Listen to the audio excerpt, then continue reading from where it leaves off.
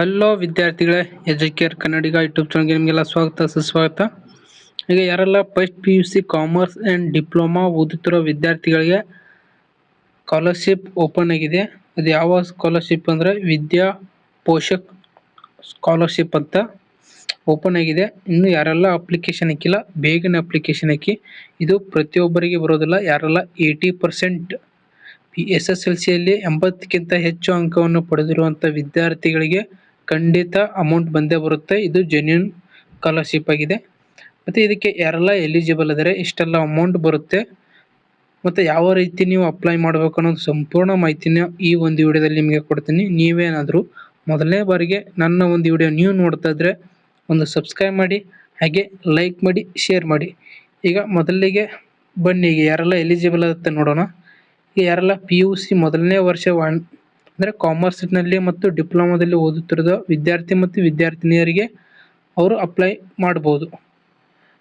ಮತ್ತು ನೀವು ಈ ವರ್ಷ SSLCಯಲ್ಲಿ ನೀವು 80% 80ಕ್ಕಿಂತ ಹೆಚ್ಚು ಅಂಕವನ್ನು ನೀವು ಗಳಿಸಿದರೆ ಅವರು ಕೂಡ ಅಪ್ಲೈ ಮಾಡ್ಬೋದು. ಮತ್ತು ನಿಮಗೆ ವಾರ್ಷಿಕ ಎಷ್ಟಿರ್ಬೇಕಂದ್ರೆ ನಿಮ್ಮ ಕುಟುಂಬ ವಾರ್ಷಿಕ ಇನ್ಕಮ್ ಆ್ಯನ್ಯುವಲ್ ಇನ್ಕಮ್ ಎಷ್ಟಿರ್ಬೇಕಂದ್ರೆ 1,20,000ಕ್ಕಿಂತ ಕಡಿಮೆ ಆಗಿರಬೇಕು. ಅವ್ರು ಮಾತ್ರ ಅಪ್ಲೈ ಮಾಡ್ಬೋದು. ಮತ್ತು ನೀವು ಅರ್ಜಿ ಸಲ್ಲಿಕೆಗಿಂತ ಮೊದಲು ನಿಮ್ಮ ಒಂದು ಎಲ್ಲ ಡಾಕ್ಯುಮೆಂಟ್ಸ್ ಬರೋಬರಿದೆಲ್ಲ ಒಂದ್ಸಲ ಚೆಕ್ ಮಾಡಿ ಭರ್ತಿ ಮಾಡಬೇಕು. ಮತ್ತು ನೀವು ಅರ್ಜಿ ಸಲ್ಲಿಸುವಾಗ ನಂಬರ್ ಕರೆಕ್ಟ್ ಪ್ರೆಸೆಂಟ್ ಇರೋ ನಂಬರ್ ಕೊಡಬೇಕು. ಅದನ್ನು ನಿಮ್ಮ ನೆಕ್ಸ್ಟ್ ಹೇಳ್ತೀನಿ ಅಪ್ಲಿಕೇಶನ್ ಹಾಕುವಾಗ. ಮತ್ತು ಇದಕ್ಕೆ ಯಾರೆಲ್ಲ ಇಲ್ಲಿದೆ ನೋಡಿ, ಅಭ್ಯರ್ಥಿಗಳ ಪಾಲಕರು. ನೀವು ಅಭ್ಯರ್ಥಿಗಳ ಪಾಲಕರು ಏನಿದೆ ಕರ್ನಾಟಕದಲ್ಲಿ ಈ ಕೆಳಗಿನ ನೋಂದಿಸಿದ ಜಿಲ್ಲೆಯ ವಾಸಿಸಿರ್ತಿರಬೇಕು. ಅಂದರೆ ನೀವು ಅಲ್ಲಿ ಇರಬೇಕು. ಯಾವ ಜಿಲ್ಲೆ ಅಂದರೆ ಧಾರವಾಡ, ಗದಗ, ಬಾಗಲಕೋಟೆ, ವಿಜಯಪುರ, ಬೆಳಗಾವಿ, ದಾವಣಗೆರೆ, ಹಾವೇರಿ, ಶಿವಮೊಗ್ಗ, ಉತ್ತರ ಕನ್ನಡ ಮತ್ತು ಕೊಪ್ಪಳ. ಇವೆಲ್ಲ ಜಿಲ್ಲೆಯಲ್ಲಿ ನೀವು ಯಾರೆಲ್ಲ ಇರ್ತಿರಲ್ಲ, ಅಂದರೆ ನಿಮ್ಮ ಪ್ರೆಸೆಂಟ್ ಸ್ವಂತೂರು, ನಿಮ್ಮ ಸ್ವಂತ ಊರದಲ್ಲ ಆ ಊರಿನವರು, ಈ ಊರಿನವರು ಮಾತ್ರ ಅಪ್ಲಿಕೇಶನ್ ಹಾಕ್ಬೋದು. ಮತ್ತು ಉಳಿದ ಎಲ್ಲ ಜಿಲ್ಲೆಗಳು ಹಾಕುವಂತಿಲ್ಲ. ಇದ್ರಾಗೆ ಯಾವೆಲ್ಲ ಜಿಲ್ಲೆ ಮೆನ್ಷನ್ ಮಾಡಿದಾರಲ್ಲ ಅವು ಜಿಲ್ಲೆ ಮಾತ್ರ ಅಪ್ಲಿಕೇಶನ್ ಹಾಕ್ಬೋದು. ಮತ್ತು ಇದರಲ್ಲಿ 2025 ಇದೆ. ಮತ್ತು ಇದನ್ನು ನೋಡಿ ನೀವು ಕನ್ಸಿಡರ್ ಮಾಡಬೇಡಿ, ಇಲ್ಲಿ ಅದು ಪ್ರಿಂಟ್ ಮಿಸ್ಟೇಕ್ ಆಗಿರಬೇಕು. ಇಲ್ಲಿದೆ ನೋಡಿ, last date May 30, 2026 last date ಇದೆ. ಮತ್ತು ಇದಕ್ಕೆ ಡಾಕ್ಯುಮೆಂಟ್ಸ್ ಯಾವೆಲ್ಲ ಬೇಕಂದರೆ SSLC ಮಾರ್ಕ್ಸ್ ಕಾರ್ಡ್ ಫೋಟೋ ಬೇಕು, ರೀಸೆಂಟ್ ಎಲೆಕ್ಟ್ರಿಸಿಟಿ ಬಿಲ್ ಬೇಕು, ನೀವು ಎಲೆಕ್ಟ್ರಿಸಿಟಿ ಕಟ್ಟಿರ್ತಿರಲ್ಲ ಅದರ ಬಿಲ್ ಬೇಕು, ಮತ್ತು ration card photo, student photo, income certificate, ಮತ್ತು ಫ್ಯಾಮಿಲಿ ಫೋಟೋ. ಅಂದರೆ ನಿಮ್ಮ ಒಂದು ಫ್ಯಾಮಿಲಿ ಫೋಟೋ, ನಿಮ್ಮ ಮನಿ ನಿಮ್ಮ ಹೌಸ್ ಇದೆಯಲ್ಲ ಮನಿ, ಅದರ ಫ್ರಂಟ್ ಮುಂದೆ ನಿಂತು ಒಂದು ಫ್ಯಾಮಿಲಿ ಫೋಟೋ ಒಂದು ನಿಮಗೆ ಬೇಕು ಅಪ್ಲಿಕೇಶನ್ ಹಾಕುವಾಗ.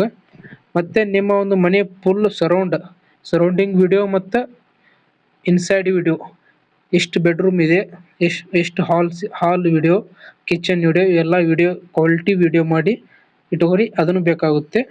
ಮತ್ತು ಯಾವ ರೀತಿ ಅಪ್ಲೈ ಮಾಡಬೇಕಂದ್ರೆ ಅದರ ಲಿಂಕು ನಿಮಗೆ ಬೇಕಾಗಿತ್ತಂದರೆ ಇದೇ ಡಿಸ್ಕ್ರಿಪ್ಷನಲ್ಲಿ ಮತ್ತು ಕಮೆಂಟ್ ಬಾಕ್ಸಲ್ಲಿ ಕೊಟ್ಟಿರ್ತೀನಿ, ನೀವು ಹೋಗಿ ಅಪ್ಲೈ ಮಾಡ್ಬೋದು.